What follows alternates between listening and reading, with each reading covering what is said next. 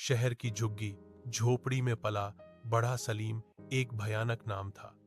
गरीबी और अन्याय का शिकार होकर बचपन से ही उसके मन में गहरा अवसाद और क्रोध पैदा हो गया था।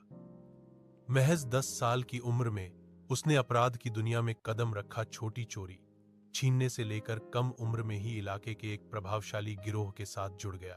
उसका जीवन अंधकार, निर्मम और क्रूरता से भरा था। आस पास सब उससे डरते थे, उसकी परछाई से भी दूर रहते थे।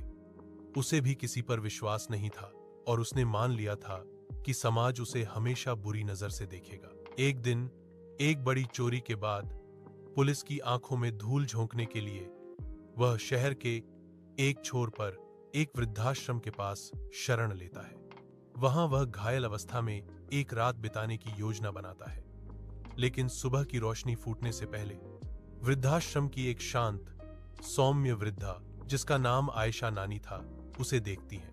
भयभीत न होकर आयशा नानी उसके पास आती हैं। सलीम के रूखे चेहरे की ओर देखकर उन्होंने कहा, कौन हो बेटा तुम? बहुत चोट लगी है लगता है, चलो थोड़ी सेवा कर दूं।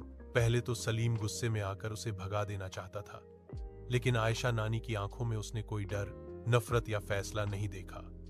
उसने सिर्फ गहरी ममता देखी। पहली बार किसी ने उसे एक इंसान के रूप में देखा, सिर्फ अपराधी के रूप में नहीं।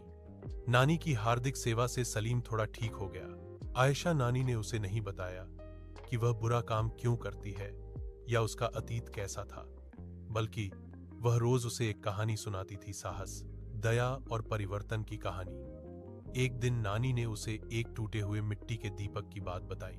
थर्डी हैम, नानी बोली, यह दीपक बाहर से शायद देखने में अच्छा नहीं है, इसमें बहुत दाग है, लेकिन